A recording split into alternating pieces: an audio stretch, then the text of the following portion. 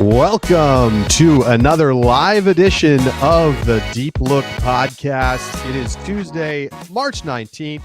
Can't see my screen. Charlie Eisenhood joined by Keith Rayner. And Keith, even though it doesn't look like it, we are merely 15 feet apart in my New York City apartment.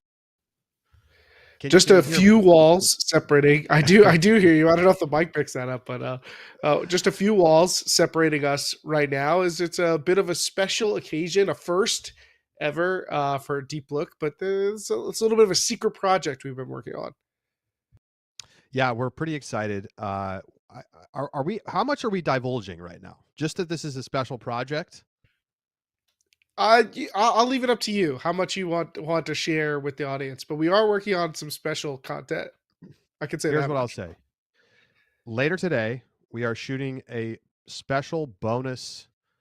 It's not a traditional Deep Look episode, but it is a special bonus. Now, recall, we lost last year to the subscribers in our picks competition. Was it for the club season or the college season, or both? I think we definitely lost in the college season. Yeah, it might have been regionals picks for college season. I'm not sure. I can't remember It was what regionals the picks. is for. No, you're totally right. It was regionals picks, and so we are punished, and as a result, we have to complete the upcoming project. And so, hopefully next week it will release for all Ultiworld subscribers, mini, standard, and all access. And we think you're going to want to see it. It looks like a studio in the apartment right now. So I'm excited. And so we hope you'll join us for that. And we just got a huge show today because there's a lot going on, Keith. First of all, the Knicks beat the Warriors last night. Shorthanded, no Anunoby in the lineup, and you can't stop these New York Knicks, Keith. They're coming. They might win the East, Keith. I'm starting to get excited. The biggest upset that we'll talk about on this episode for sure. There's no more significant surprise score than that. But let's not bury the lead. Out at Northwest Challenge for the first time in, I believe, I'll get the exact number, but Carlton Syzygy defeats UNC Pleiades on Universe Point to advance to the final of the Northwest Challenge, where they went on to lose pretty handily to UBC. But that means that, we had to update the website. Has Pleiades lost? Yes. They lose their first sanctioned game in college in 1,451 days, a stretch that included 3 national championships. The team that beat them last, Keith, was Carlton, back at Queen City Tune-Up in 2020 before COVID brought everything to a halt. Pretty incredible run. And it's, I think we anticipated the potential of this to happen this year, given the players that they lost in the offseason and the quality of some of the other teams in the division. I was really hoping for it to be a UNC UBC final to kind of see what that would look like, but didn't happen. 143 straight games won by UNC before they finally lose again to Carlton. Oh, Charlie, don't count your chickens quite yet. I heard that based on the pick call at the end of the episode, or at the end of the game, that UNC's actually submitted a protest. So the result is still up in the air as USCU decides whether or not they would like to extend the streak. I don't know, whether there's goods and services also being included in that packet. No, I'm just kidding. This is not breaking news. Although I'm sure UNC, I was fired off jokes in the Discord, like, do they even know what to do after you are they in the huddle? Like, are we still supposed to shake hands? Like, what happens? Because there's like one person on the team who's ever lost a college ultimate game. So like that is what is crazy. No idea.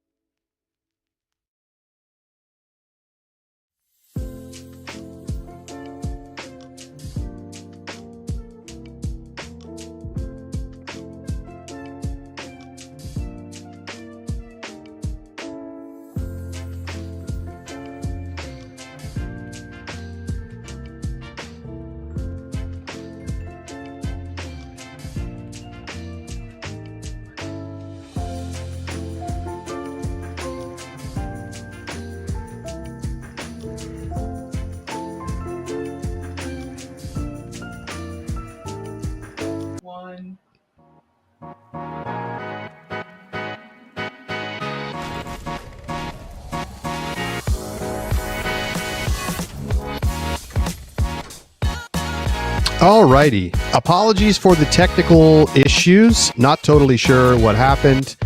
Maybe my cat ate through the wires. That's what Joe suggested in the chat.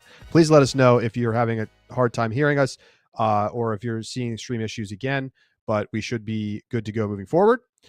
So to quickly recap, in case you missed it while we were down, my guess is that UNC last lost in 2019 regular season to UC San Diego. And Keith is going to give us the answer right now. Keith, what is the answer?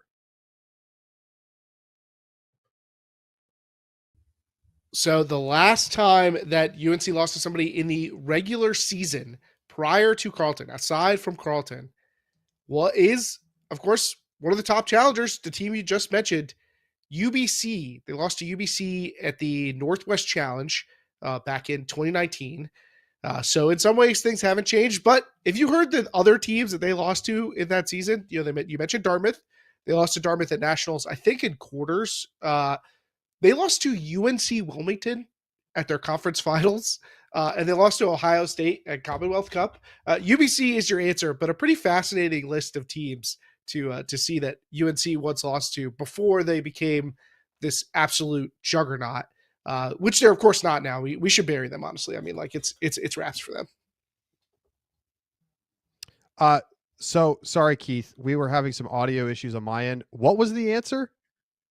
So the answer is UBC. UBC beat them at Northwest Challenge, but they had a pretty fascinating. Yeah, in 2019, they had some interesting teams that they lost to in the rest of the year. Only one other regular season loss, but some interesting postseason losses too. UNC Wilmington. Wow, really? UNC Wilmington. Wow. Yeah, conferences. So it's conferences, but still, yeah. I think UNC. Crazy. UNC against UNC Wilmington now is no contest. Sorry, Wilmington. It's hard to remember back, but like UNC just really wasn't in the conversation for national titles really until 2020. Like that was the year that it was like, okay, UNC is about to be there. It was them and Carleton. And that was the big conversation is that like, are we going to get that matchup? Then of course got COVID. And then we're like, oh, maybe we're going to get the matchup at 2021 nationals in the winter. And then Carleton lost in semis.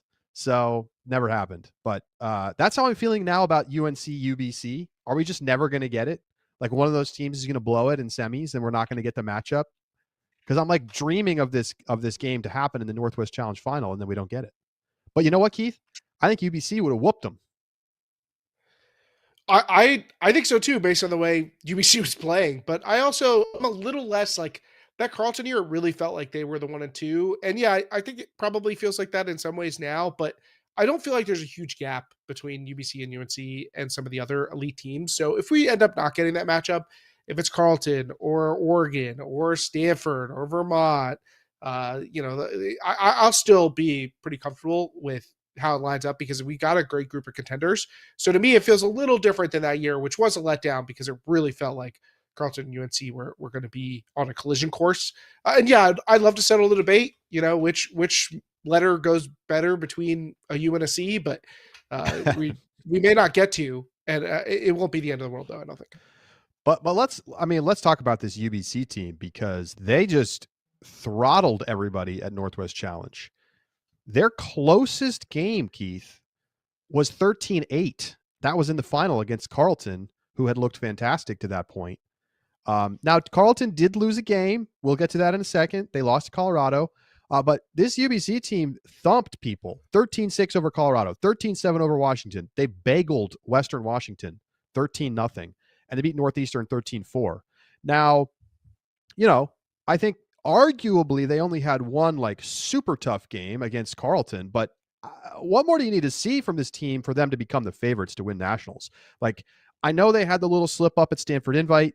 It felt to me, like I said at the time, that they kind of gave away a game that they were clearly the better team in, and they did not do that this time. The concern about the Thunderbirds is simple.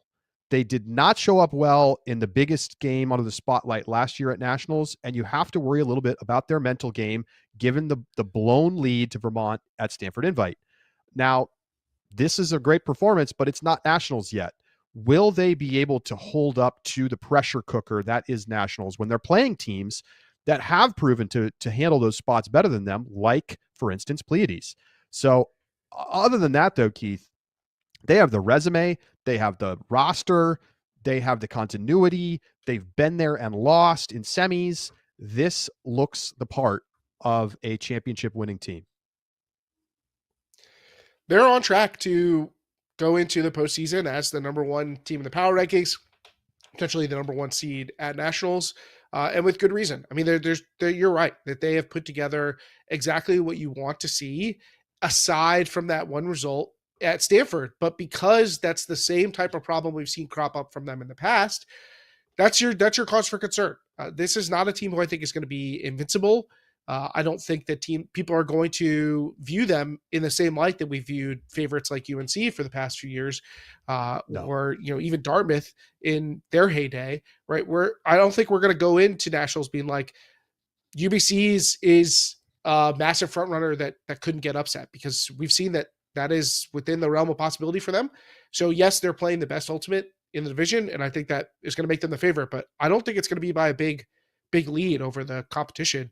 And I think we're going to see some. I think the Beat Charlie Challenge is going to have a nice spread for a change across some of these top teams. I think people are going to be excited to pick a Vermont team that's super athletic, has their own play style, and has a lot of the same advantages that we saw from UBC in the fact that they took their lumps last year and they're coming back with a lot of continuity. They have the win over UBC in their pocket. Like, I think that Vermont's going to be a popular pick. The case has been made for UNC, and you don't need much more to make the case for them. So I think it's going to be an interesting horse race as we're getting down into that postseason. I think the top four teams are all credible nationals winners. I think you can make the case for Carleton. Clearly, with UBC having lost Vermont having lost to UNC having lost to Carleton, like there's some traded wins and losses there. And it comes down to how you feel about how teams match up with one another once we get the draw to an extent. What are the seedings going to be? Who sees who in semis? I don't really think I can go below that towards a team like, for instance, Oregon. And so, Keith, but it does feel like we're going to see 40% UNC, 35% UBC, 20%, Vermont, and a couple percent on Carleton. That would be my guess in terms of the spread right now. But maybe UBC now looks like enough of strength to be the straight up favorites over UNC.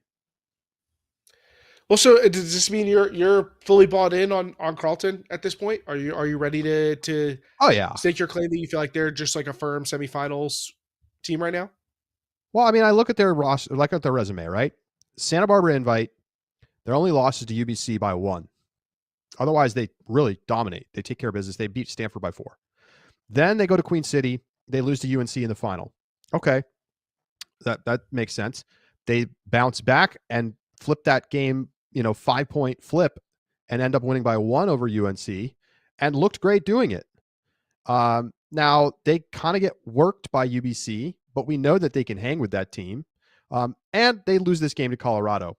But I put a big asterisk on that because Torrey Gray got ejected from the game for 2 yellow cards. That happened on the same point within about 3 minutes of each other. And I do think that swung the game. I mean, they were comfortably ahead in the game. They look like the better team.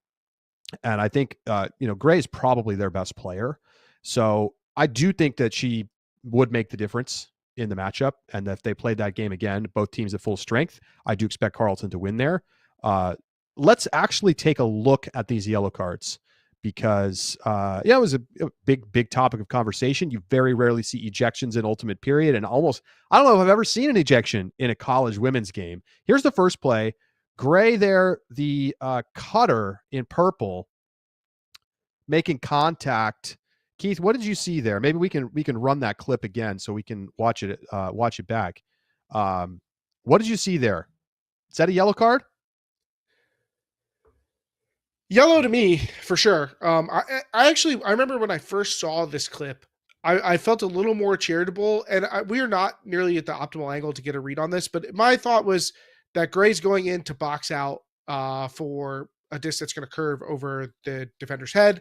and that Gray's going to be able to get better position and just kind of hold her way there. But then I looked at the arc of the throw, and it was not hanging that far. So there is a charitable read where Gray misreads the disc in the process of making that body out play.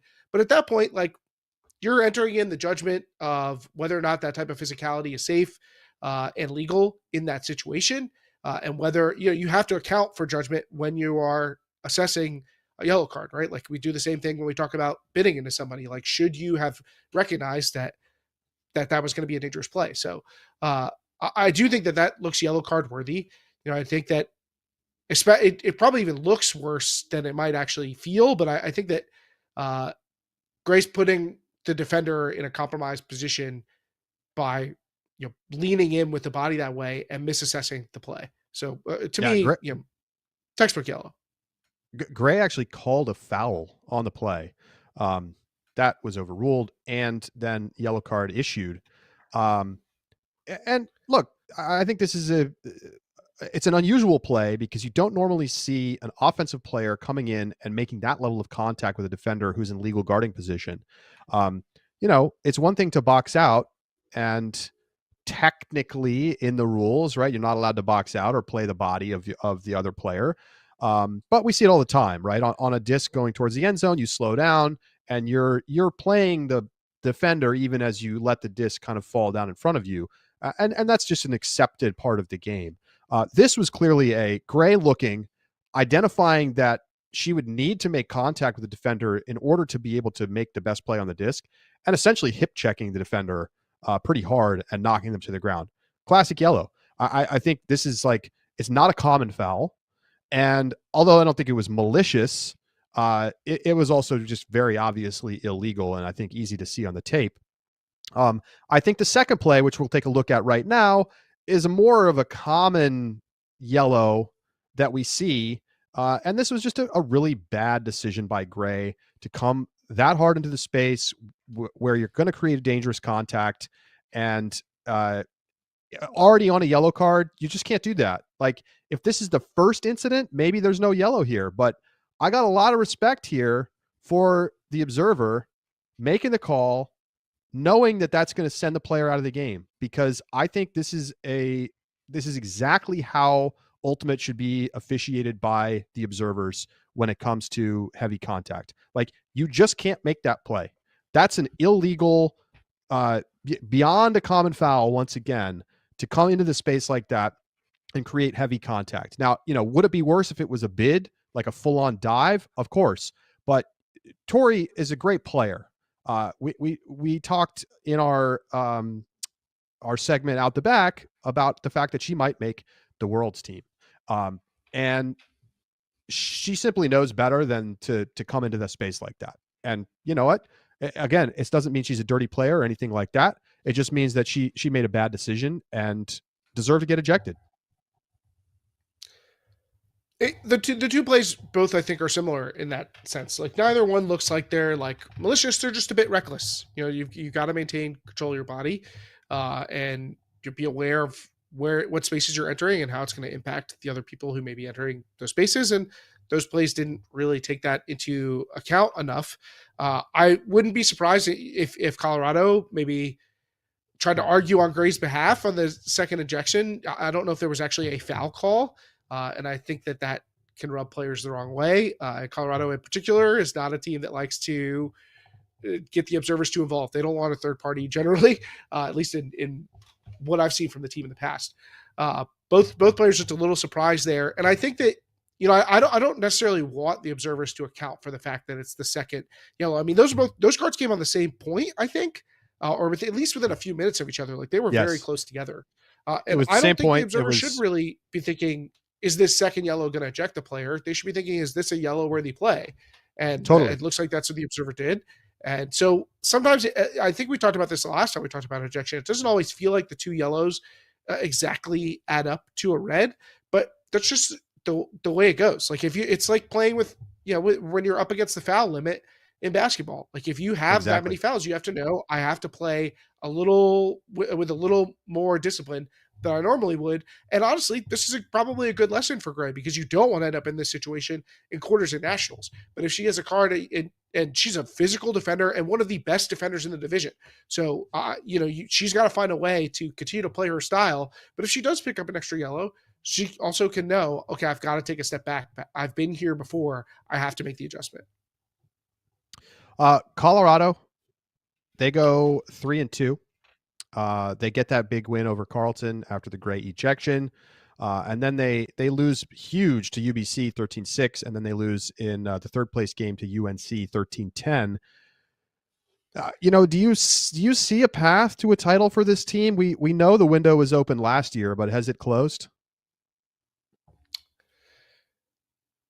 It's so hard to write them off with the top end talent that this team has and the history of this program and the continuity of the coaching staff. Like you do have a certain amount of faith that they're going to be able to clutch up, but I'm a little worried that we haven't really seen them flex that muscle. The win over Carleton, yes, you could put an asterisk on it, but the fact that they were neck and neck with Carleton in the first place speaks pretty highly of what this team can do. But it doesn't quite feel like that ceiling performance that we're waiting for from them. You want to see them flash, hey, we could go out here and beat these title contending teams. And we haven't quite seen that yet. So it's starting to feel, after what are we 3 tournaments into their season, like you're starting to feel like the cap is going to be quarters, and I have trouble starting to envision them doing more damage than that. Aside from my preconceived perceptions of this team coming into the season, we have not seen that from them yet, and it's concerning. Yeah, this is the tournament last year where they really showed up and looked fantastic and clearly was able to compete with UNC. Didn't win the game, but it was close. And they just feel a little too far away for me to feel like are going to be able to figure it out in time. But you're not wrong. Like when you have 2 tremendous athletes in Phillips and Gaskill, you're obviously going to be able to have a chance in any game. I just don't think they can string them together through a bracket run and beat all of these teams consecutively when I just don't think that they have the depth that some of these other teams do at this point. So you will see. I think semis feels like a ceiling to me on them at this point, but I think it's nice that they made this run to the semis here at Northwest Challenge, but do they win that Carleton game if Gray isn't ejected? I don't think so. So then, how far away are they really? Maybe you can say a similar story for Oregon, who looked great in their wins, pretty much dominant wins, Victoria, Wisconsin, Washington, but they get blown out 13-6 by Carleton. Are they just not deep enough to hang with these top teams? Well, the difference to me with Oregon is that I feel like you've seen a little bit more of their ceiling. Maybe those their early season wins over Washington, which have both been by a single goal, don't look quite as much like a win over title contender as they used to. So do you take something away from that? But we've seen them dominate some other teams that are kind of in their tier, including Colorado. And so I feel like we've seen a little bit more ceiling from Oregon. I do think that the lack of experience and the lack of depth makes it hard to expect them to do that, but they feel like a top contender to knock off one of those semifinals teams. They feel like a team that they could play a great game in quarters and make semis. Like I think that's Upset possible. alert. And if you're telling yourself the narrative of the team, look, if we can make semis, then we're 2 games away. Like all we have to do is play well twice in a row. Like it's not that crazy. We have 2 games in 2 days. Like this is possible for us. So I don't think it's like totally ridiculous, but they're clearly going to be a dark horse team, but a dangerous one. Any other notes that you have on Northwest Challenge, Keith? No, I think that Washington, a team that I had hopes for that they could be at the level of Oregon. We haven't really seen that from them yet. The Northwest still going to be deep. It's competitive, but I think we're starting to see the region tier itself out a little bit. And Northeastern, they had some success. I think that's worthy of noting. They get the win over UVic. They lose close to Western Washington. So I think that they're going to be a national level team, but they're clearly not the team of old. So there's not a lot else to take away aside from bid watch components here as far as how the bid picture is going to shape up. Before we get to our picks recap and make our picks for the Northwest Challenge men's division, which is coming up this weekend, it will be streamed live on ultiworld.com. Quickly, just taking a look at Centex. Not a particularly competitive year for the tournament. The men's final was canceled due to lightning. It was going to be Texas versus Illinois. Game did not happen. A&M put a little bit of a scare into Texas in the semifinals. Illinois having a really nice tournament overall, getting some big wins. Some tough times for Northeastern in the men's division, as they probably blew a chance at a bid for the Northeast. I should say New England in the college division with their performance. Couple of bad losses. So on the women's side, Colorado State gets the win. They were the favorite. And there was a big, Middlebury, like, how are they going to look? No, they are dunzo. They're back to being a D3 team. For a while they looked like a legit D1 not title contender, nationals contender, right? If they had gone D1, they definitely had a chance to get out of the region. They were by far the most dominant D3 team, but they've lost a lot of those big names, Claire Babbitt Bryan, et cetera, and they just are not the same team anymore, Keith. No, they're not. That was a bit of a shock for me. I think that the talent that they had and the experience they've gained from winning those nationals titles was going to impart upon the team, more of the tools they would need to be successful at high level competition. And I think that it's I still think they're in contention to win a D3 title, but they're just a part of the mix now with the top end teams, with your Whitmans and your Carltons and your Portlands and the like. So I think that they're no longer going to be like your head above favorite. They're just going to be kind of in that mix for semifinals. I do think it's an open year. So there could be we could see a lot of dynasties coming to a close in 2024. It could be the year of the death of the dynasty. What's the odds on no repeat favorites across D1 and D3?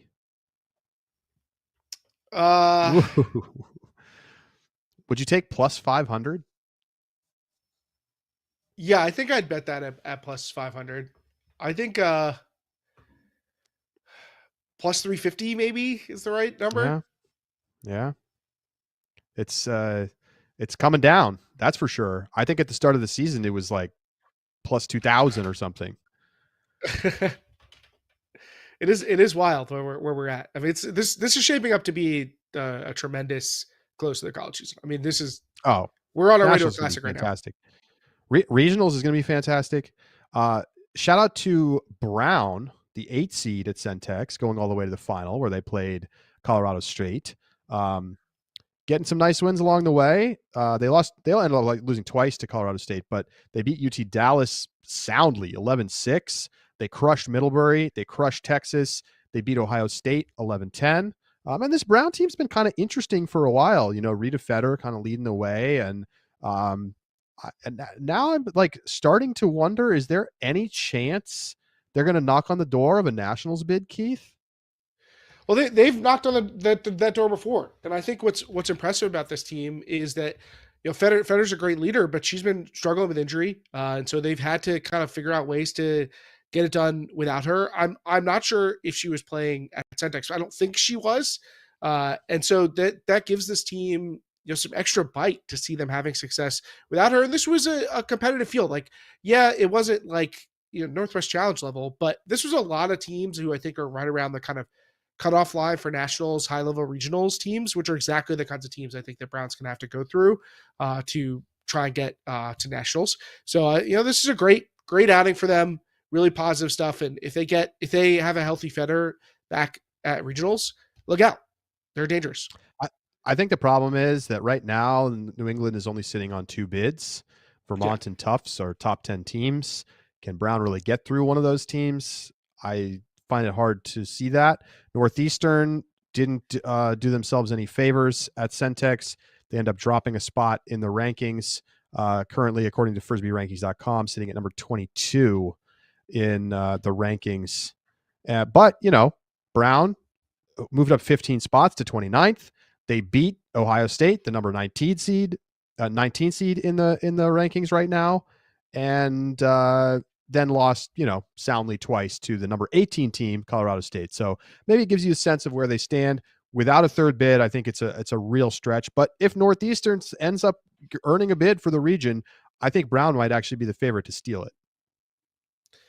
And there's some strange things happen at the end of the line here in the women's division. You look at the last three teams in according to FrisbeeRankings.com: UPenn, Colorado State, Ohio State. You look at UVic, who just played their last tournament. They're just outside of the mix. Notre Dame, who fell out of, I believe, bid contention with an undefeated showing at Tally Classic, but the competition, the teams they were going up were so low ranked that even wins were not enough to float them. So they actually fell 6 spots. So there's some interesting stuff going on at the back end of this bid picture. And there are a lot of teams who I think are kind of in that mix for the last spot, depending on second order effects, what games count, what BYU does, what happens at East Coast Invite, and some of these other regional tournaments are going to. We could come down to the wire with some really close calls that are going to be, we're waiting for USAU to confirm games to find out who's going to have a bid to nationals. It's going to be a lot of fun. Any other notes on Centec's either division, Keith? I mean, nothing that you haven't said. It was a disappointing showing from Northeastern in the men's division. Shout out to Illinois making the final. Very impressive from them. But Texas A&M, they were up on Texas in their semifinal. Like I don't know which team that says more about. But it's something to keep an eye on out there. And the Great Lakes, who knows what's going to happen there. Illinois has a shot. I mean, Michigan has not looked like a dominant team by any means. So I don't know who's going to be the favorite when we get to Great Lakes regionals, but Illinois probably has the best win in the region right now. So keep an eye on that too. And Centex women's, shout out to Colorado State. I put some faith in them. I'll take home the picks points for that. That was a tough one to pick, and I'll be glad to reap the rewards. Keith, you're absolutely killing it this season. I'm not going to lie. I'm getting worked. I took UT Dallas, not even close. We all missed with Northeastern. Everybody, you, me, and the subscribers on the men's side had Northeastern in the final. Did not happen.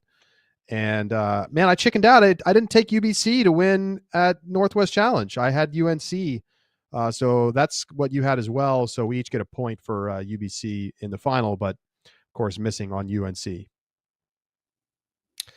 Yeah, close call. The UT Dallas thing, I had them in the final too. They definitely disappointed. I'm a little worried about them as far as like where they stand in the pecking order.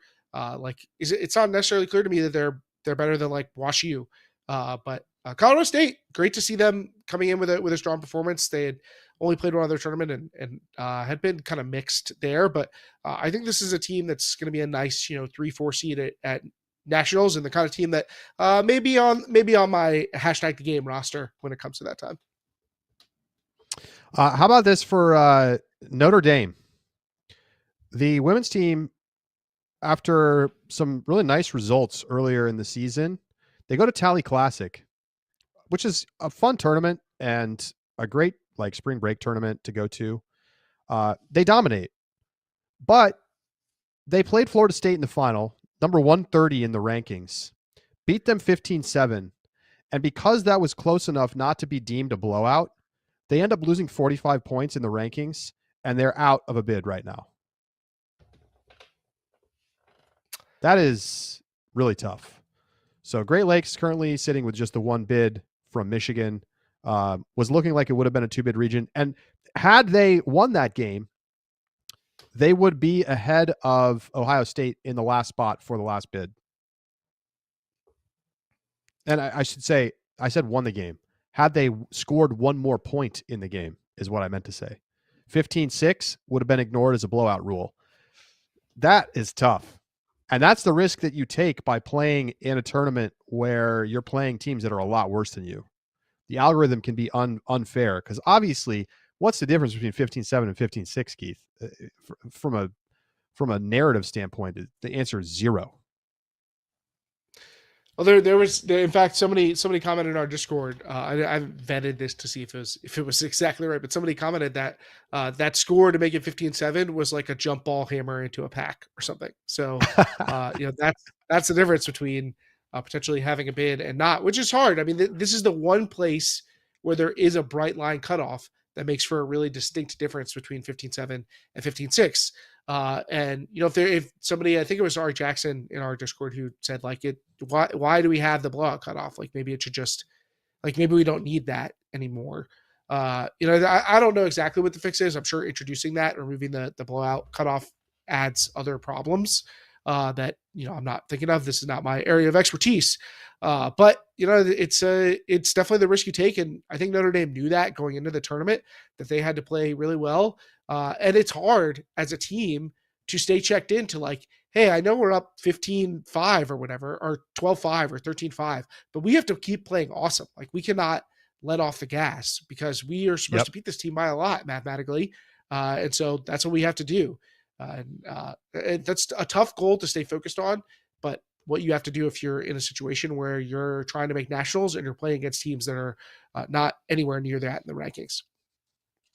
All right. Let's look ahead to Northwest Challenge, the men's division this weekend. Your teams, Cal Poly Slow is the number 1 overall seed, having a fantastic season.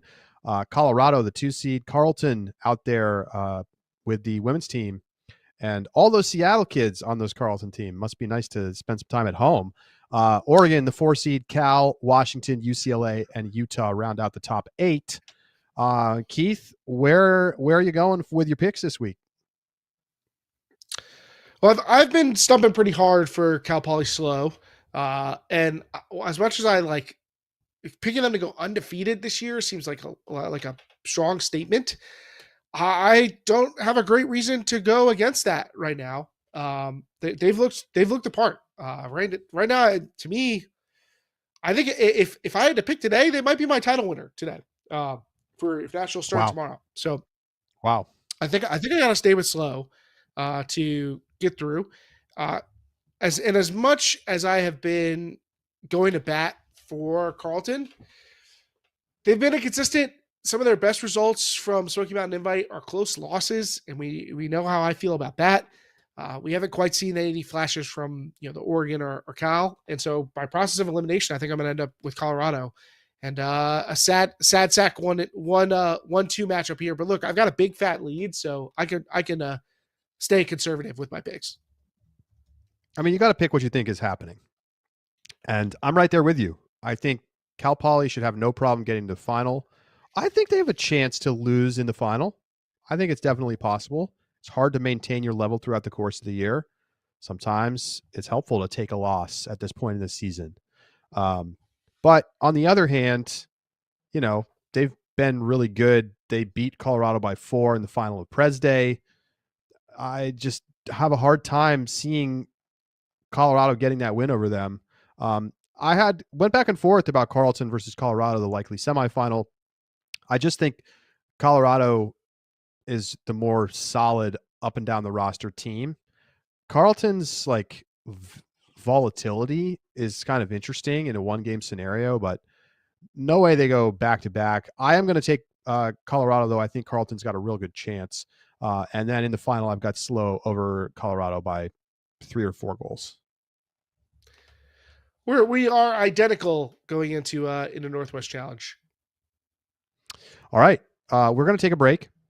When we come back, we got a little small ball for you. And we're also going to preview the Western Ultimate League season, which starts this coming weekend. Wow. Semi-Pro Ultimate's here. We'll be right back.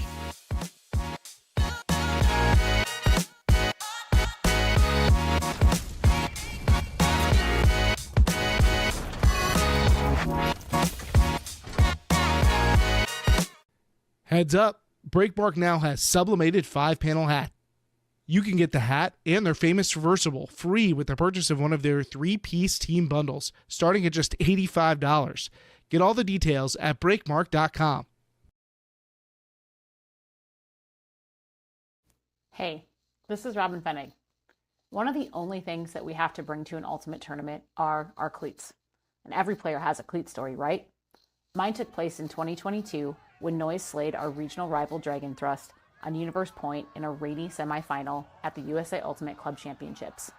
In my Tokays, I didn't have to change a single thing about how I cut to get open for resets. I was so lost in the moment that I didn't even know it was Universe Point when I threw the game-winning huck to Dylan DeClerc. Tokay cleats are specifically designed for Ultimate, with a cleat pattern for the game's sharp cuts and a durable, breathable, supportive build to keep your feet and ankles protected and comfortable for longer. That's why I've been using them for over 6 years. They're my best ally in the field. You put your best self on the field, so make sure you're bringing the best with you at tokayultimate.com.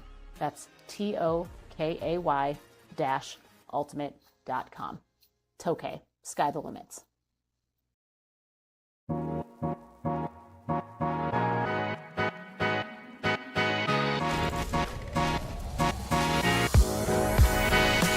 Alrighty, we keep it rolling here on Deep Look. Western Ultimate League gets their season started this weekend. 3 games coming up. San Diego at Seattle. What an opener. The Western Ultimate League does this right every year. The Bay Area taking on Utah and Arizona at Colorado. Keith, Seattle has dominated this league historically, but it does feel like with all of the turnover that the team has had this year, it's not that they're not going to be really good still. They are. They might even be the favorites, but it makes you feel like maybe there's more of an opportunity for a team like San Diego to actually step up and win this thing. How are you feeling about the landscape of the WUL as we head into the season? It's unfortunate that the league itself doesn't quite have the same continuity as a lot of these teams, because I do think that like the rosters themselves are pretty intriguing. I mean, you get the one team that's been so dominant, they have a ton of turnover, and then most of the other teams have a pretty consistent set of players that they're mostly adding to. So I think that there's a compelling storyline going into the league about how teams will match up with Seattle, about which teams will be taking steps forward, because I think there's an argument for a lot of these teams. But 6 teams, is going to, I think, detract from the ability to really have the most compelling regular season and race for the postseason. But I do think the championship weekend is going to be pretty hype, and certainly opening weekend, when you're getting these great matchups, should be pretty exciting, because I do think I'll be shocked if a team goes undefeated, is what I'll say. We could see, I don't know why we got stuck on Circle of Suck last year. I love our friends at Double Overtime, but can we get some positivity? Could it be like the Circle of Excellence? Like somebody had to win those games too, not just suck in them. So, I think we could see a Circle of Excellence that traverses the entire league, as positive as that may sound. And it's another year, another chance for me to get hyped about Super Bloom and think that they might win it all this year. Look, they've got, the big names from this team, Elimelech and Helton and Pajunas and Diaz. I mean, they've been so awesome. They add Abby Schultz. I think there's a lot to like about San Diego going into this year. So that's where I'm going to be pushing my chips in. I totally get it. I think we'll learn a lot from this very first week. I think that the ability for San Diego to go on the road, which is always the hard thing. And I think the reason why it will be difficult for a team to go undefeated, because we just see teams sending smaller rosters, not playing with their top lineups when they go on the road. This is common across semi-pro ultimate. It makes it really tough, especially when you're going to play a team that's typically got its entire roster and a home crowd and sleeping in their own beds, all that stuff. And I think that those things add up to the home teams generally having a pretty clear and decisive advantage. But, I love the continuity on Super Bloom. I mean, they lose a couple players, but they bring in Abby Schultz, and they have more or less all of their top key contributors back. And is that enough to overcome the depth that Seattle is going to bring to the table? Because even though Seattle's losing a lot of players, they're also bringing in a lot of really good players. So, I think top to bottom, the most talented team is still Seattle. I think when you look at the top end, then you have more of a question mark about whether, the likes of Kayla Helton, Dina Elimelech can, pull this Super Bloom team forward past a team like Seattle. But you know what, Keith? I think I'm going to take Seattle again. Like, why shouldn't I? like I know they lose some big players for them, but like when you're adding players like Kate Lanier, Carly Campana, Greta Eisenbray, like these are very productive, very skilled players, and they're just coming onto a roster that's already so deep. I think that matters. And do we know where the championship weekend is yet? Is it going to be in Seattle again? That matters too. That is non-trivial. I don't know the answer to that. But yeah, I mean, I think that it's really, really hard to pick what the order of the 6 teams is going to be, because I don't really have a team that I also think is not good. You know, I don't think, even if we think San Diego or Seattle is the best team, like there's not a team in the league that I think couldn't beat them in a one-off game. You know, that's where we're at Sure. in the Western Ultimate League. Maybe I'll be proven wrong. Maybe some team is going to not be that good. They're going to have trouble competing. But Seattle's beaten teams up with their depth in the past, and I think they're maybe a little less have a little less depth this time around.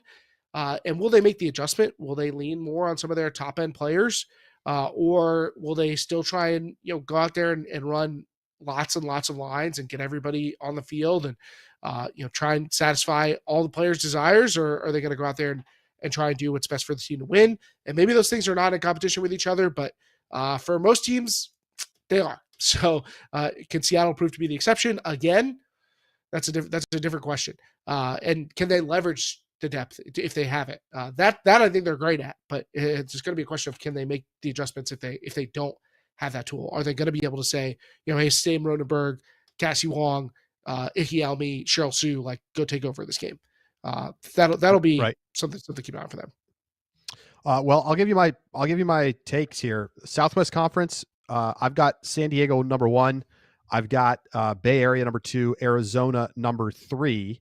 Although I think Arizona is like a very interesting bottom team in the division. I mean, in the conference. I think all the teams are capable of beating other teams. There's no doubt about it. On the Northwest, I've got Seattle going number 1 overall. I think I take Utah number 2 and Colorado number 3, but it's going to be tight. It was tight last year. I think it's going to be tight again, but I like Stacey Gaskill coming onto that Utah roster. So that means I've got Seattle taking on the Bay in championship weekend, and San Diego taking on Utah. Give me the favorites. I'll take Seattle and San Diego to run it back in the final, and I'm going Seattle to take it down, Keith. Another championship for the Tempest. All right, well, I'll keep this simple then. We have the same picks, except I'm going to take Colorado over Utah, and I'll take San Diego over Seattle. So I'll take Utah and Arizona to miss the cut, and then I will also take San Diego and Seattle, and I'll take San Diego to win. Although I'm a little. I would sprinkle some money on the Falcons to upset Seattle. I would sprinkle some money on Ooh. I don't know about that. That Falcons team. I mean, I assume I'm getting big odds, so just okay. All right. So WUL season starts this weekend. They are going to be streaming games on their YouTube channel, so check it out. It is time to play a little small ball. Keith, we haven't done small ball in a long time, but take it away. Yeah, we'll see if we remember exactly how to run through small ball. Charlie, speaking of small ball, the best place to play small ball might be on the Gaulty field. Gaulty Nationals coming up. We're going to be there live streaming. I'm very unsure of exactly what to expect from this event. I have not spectated much Gaulty in my time. I don't even know exactly what the best way to film it is. I'm curious what you guys will come up with. I'll say Gaulty's a lot of fun to play, and people are excited about it. So I'm curious to see how this event will go down, because it feels like kind of a big experiment, really. Oh yeah, I'm super excited. Glad to be announcing the first ever live streamed Gaultimate Nationals. This tournament has been running for a while, and they draw teams from all over the country, and they draw really talented teams, but it's got a little bit of like a cutoff t-shirt vibe going. It's like, this is not a USAU sanctioned event with lots of rules about jerseys and all that kind of stuff. So I am very curious to see what high level Gaultimate looks like played with, a serious rule set. If you've never played Goaltimate, I would encourage you to tune in. It's a great game to play. I think it's going to be pretty fun to watch too, especially as we get into the top level of the bracket. The teams from Boston, Seattle, San Francisco, the usual suspects are really good. I mean, the Boston teams are fantastic every year, and I think it's going to be really interesting. So I'll tell you now, we're shooting. The primary game angle will be from behind the hoop, shooting. So like with the goal in front, kind of in the foreground of the shot. And then we're going to have a kind of a goal line camera as well as a follow tight camera. We're also streaming an extra game with like a little bit less of a production value. But we're doing the whole thing, commentary, the whole deal. So if you're an Ulti-World Standard or All Access subscriber, you'll get access to watch Goaltimate Nationals this weekend. And you can also get a Goaltimate Nationals event pack. So tune in, check it out. Let us know your thoughts. I'm just excited to have like a repository of high-level Goaltimate footage shot with multiple cameras, because I think Goaltimate's kind of at the point where in order for the game to progress meaningfully, there needs to start to be like actual strategic review of how to play the game better. And I think it's very regionalized. Having played Goaltimate in various places around the country, the rules are different everywhere. And obviously there's some commonalities, but I think that there's a chance for some true innovation in the game. And I'm a big Goaltimate fan, so I'm excited. Look, we innovated back when I was coaching at Emory and playing Gulti there on the campus fields. We innovated because we had to have shoes for cones occasionally. There was somehow one shoe got into the middle of the field, and so we just made up what we called the shrules, which are the shoe rules. If you touch the shoe, you got to wear it on your hand until you get a block, and then you give it to the person who you blocked. So we were already innovating the game, and maybe this is a future Gulti rule. Gulti in the Olympics before Ultimate. Who knows? Maybe we'll see. With the rules. I mean, they were trying to stuff some horrible 4x4 nonsense down our throats. So is it really better than Goaltimate? I have a hard time saying yes. We're gonna find. This is what we're experimenting with. So we're getting closer to getting the answer to that question. What's next, Keith? So we also began I don't know, what would you call this, the High School National Invite Series, so to speak. One of the qualifying tournaments for the High School National Invite, the WUL Invite, took place. And so we have started to actually see high school teams qualifying to reach High School National Invite and getting some high-level competition out on the East Coast. Yeah, really exciting tournament. In the open division, Jordan continued their fantastic run as the top team out of North Carolina. They kind of dominated. I mean, they beat Lower Merion 13-8 in semis, and then a really fantastically played final, which was live streamed. Jordan beating Jackson Reed 13-9. Jordan had actually already had earned a bid for the High School National Invite based on because they play in the fall in North Carolina for their main season. But continued that with great performance. They're going to be an easy top 5 team, and I'm impressed, Keith, because this is a Jordan team that was led by Tobias Brooks, and when you lose a player of that caliber, you expect the team to take a step back, and instead they almost look like they're playing better than they did a year ago. Is that a little Ewing theory right there? You lose Tobias Brooks not. and Seth Green to get better. But to me, it speaks to the quality of the program that they've built at Jordan. For sure. I was just kidding. I think that it speaks very highly of where Jordan's at and their potential to do well at HSNI. Jackson Reed earning the bid because of these HSNI qualifying tournaments. If you win them, you win a bid. But Jordan already had a bid, so it passed down to Jackson Reed. So congratulations to them. They were very competitive in that final. Had a great tournament as well. Over on the girls' side, Jordan also winning. They beat Jackson Reed 13-9. Neither of those teams, though, Keith, earning a bid to HSNI, as they both have high school players on their team. That is to say, players that are not from their respective high schools. Hang on, I don't know why the event didn't change. I said Jackson Reed. That's not correct. Alexandria City was the team that made the final against Jordan. And Alexandria City is a kind of a combo team of two high schools.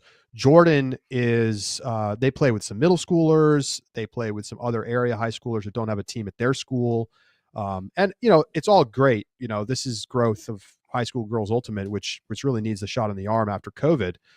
But you have to be a high school team proper to be able to play at HSNI. So the bid dropped down and went to Radnor, who took third place with a big win over Jackson Reed. They lost in semis to Alexandria City. So congratulations to Radnor for qualifying. I'm excited to see how this series impacts competition by the time we get to HSNI, which has been such an exciting tournament and such a great place to learn about new players and see. We got plenty of upsets last year. Is that going to be further emphasized by these qualifying tournaments? Are we going to, because we'll have a more full field? Like maybe that's possible. So I'm curious to see how this will impact the actual big tournament once we get there. What's next, Keith? We also got some news for the adults competition out at Club Nationals. I know there had been a little bit of concern because when the schedule for the Triple Crown Tour dropped, the location was left unfilled for Nationals. But fear not, we will be returning to Surf Cup out at San Diego, which has been extremely popular, I think, among players. So we're headed back to Surf Cup, and we will be running it back. Unsure exactly what's going to happen in the back end of that tournament with semis and finals, but we're otherwise in the same location, and I think most people are going to be excited about that, despite the price tag. There is a conversation about the potential of having the semis and finals at the main fields rather than at a high school stadium, as has been done historically in San Diego. That decision, as far as I know, has not been made by USA Ultimate yet, but there is something a little bit special, Keith, about having everybody there at the fields, cramming in along the sidelines, beer tent, the whole deal. I can envision how fantastic it would be. So we'll see if that's what happens, or if they're going to just go back to a high school. It's the safer bet in a way, but I think a lot of players, based on the Discord conversation, I think a lot of club players would love to see the games stay at the grass fields. I think that this is a little bit of grass is greener. I think everybody loves the idea of what we used to do in Sarasota with everybody crowded up on the sidelines. But, maybe that doesn't exactly fit some of the modern things we're doing. But I think there is a version of that we can achieve that's a little bit of a hybrid between the stadium feel that provides accommodations for people and for people to present the game in the live streaming, aka us, but also that makes fans and players feel like there's a real atmosphere. So I think that we can achieve both, and I think this podcast has been pretty clear on its position on how we would love to see this work out. The only thing I'll say on this is that people don't realize how expensive it is to bring bleachers in and build bleachers. It is like crazy expensive. I'm talking like 30 plus grand to bring bleachers in, and maybe closer to like 70 if you need a lot of bleachers. That's why this is harder than it might seem.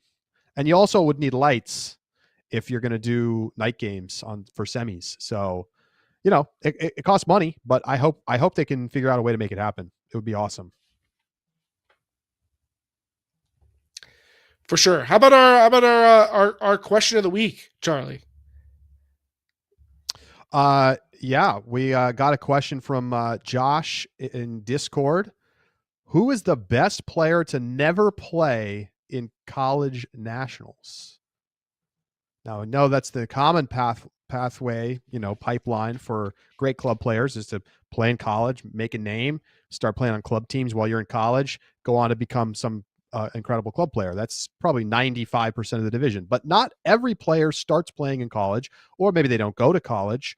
And there have been some fantastic players who did not play college ultimate. Keith, who comes to mind? Charlie Eisenhood.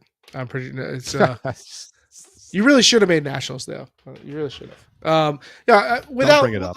let's ignore like the way back history, because I'm sure there are players that like we don't know who has been a national. So like thinking of more modern players that didn't make it to nationals. Um, someone like Sandy Jorgensen, Rowan McDonald, players who I don't think got to play at nationals, and our top level players. Chris Kotcher, another one. I mean, he's obviously risen to real prominence. He played at George Washington, so I'm pretty sure they didn't qualify. Those are players that come to mind for me. Is there anybody that comes to mind for you? We got some help in the Discord too. It's hard to come up with player. Matt Rader would be one who comes to mind for me. Who else? I feel like did Anna Thompson ever make it with Penn? I don't think so. No, she did not. So she would be up there. Some people, some that I don't know, but like Sean posted Ashlyn Joy. That's a great answer. That is a good one. Jeff Graham. There's apparently Kenny Dobbins. That's way back. Yeah, that's too far back for me to count it. But yeah, Jeff Graham is close to too far back. But to be clear, the question was about not playing at college nationals, not necessarily not playing in college at all, because those are sort of there are players who would be good candidates in both of those categories. Right. One of the first answers we got was Rafi Hayes. Oh yeah, that's another good one. Great one. Last thing, I think Keith, we skipped a small ball topic. I don't know if that was intentional or not, but I'm going to bring it up. World's Ultimate Championships participation, where I think there's still some teams that are like maybe going to join late. I know the Belgian men's team is still considering whether they're going to go to Australia this world cycle, but participation of total teams is down about 50% from 2016, Keith. Are you concerned about that, given that, we're going to see a much smaller field across all the divisions? I am slightly concerned. Now, the reason that's only this, just on its face, that's alarming, right? But what we know is that the tournament's in Australia, and Australia is like one of the most expensive places in the world for everybody to get to. And that's clearly, I think, the main driver for why teams are not able to attend. I think that there are other things at play, and those things are the things that concern me. But the tournament's not always going to be in Australia. After this, I don't know when it's going to be in Australia again. The Australian teams certainly make it out to everything, so I get why. Every once in a while we need to throw something their way, but it's obvious that this has created a lot of problems for teams as far as being at the tournament. But I think that should rectify itself once we're back in some of the other more accessible places. However, the reason that I do harbor concerns, this is one of the first big events since the pandemic. So are we seeing some effects left over from that, hurting teams' ability to put together the funds and to travel? That's definitely one of the number one things on my mind. But also, is this going to have longer term ramifications on things like World Games, on future qualifications, that sort of stuff? That's also something that I think is a little bit concerning as far as where teams are at, because you can't see these numbers and not be a little like, whoa, what's going on here? Yeah, I mean, here's what I'd say. I definitely understand from the player perspective, because I was looking at the team and player fees. Those have also gone up quite a bit since 2016. It's like $600, $700 a player for the week, which, to be clear, I think is totally reasonable. It's a totally normal amount of money to have to pay to play in a week-long international, super high budget championship event. And relative to the cost of travel, it's not even that much money, but it is still a lot more than teams had to pay in 2016. And Australia is simply just not cheap. It's just not cheap to get to. In fact, I was looking at some Southeast countries Southeast Asian countries. And it's cheaper for them to fly to Europe than it is to fly to Australia. So like, I don't know, maybe because of just supply and demand for airfare or something, it's just like very expensive to fly to Australia. My flights, I booked them recently. I think they were $1,500. So that's not even that bad, but like it's pricey.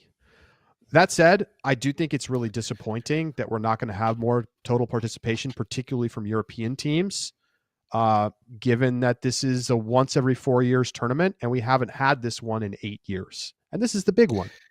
But all of that said, Keith, all the teams that can win are going.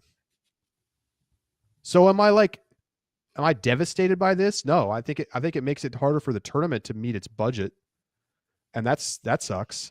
But I think from like a competition standpoint, it's still going to be fantastic. Like if the Belgium men don't go, that would suck.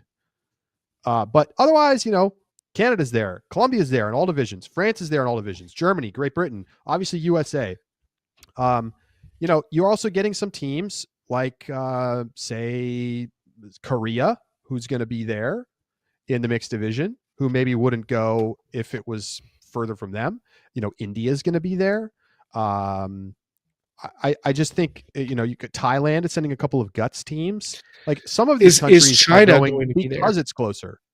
Well, that's an interesting question. They are not listed on the participating nations page, but I have heard that they're indicating that they are going to send a team. I'm not sure when the actual full drop dead, you have to be signed up by now deadline is. The thing is, if China doesn't go, they basically forfeit their opportunity to auto qualify for the World Games, which is in China next year. And that would seem to be a large blunder. So I don't know, but I would expect China to at least attend in one division. Plus, we've been so curious about what the purported boom in Ultimate there is going to do for their competition on the world stage, and this would be another data point in that, as would the World Games potentially. But yeah, that it would be disappointing if they can't go in that light. So we'll see what happens. Hopefully, the Belgian men can pull the money together because that's going to be a great team. All right. That is going to do it for this edition of Deep Look. Thank you so much for tuning in for this extended episode this week. Don't miss our Out the Back segment. We're going to do it live in Discord a little bit later today. So stay tuned over there for the details. And for Keith Rayner, I'm Charlie Eisenhood saying so long, and we'll talk to you next week right here on Deep Look.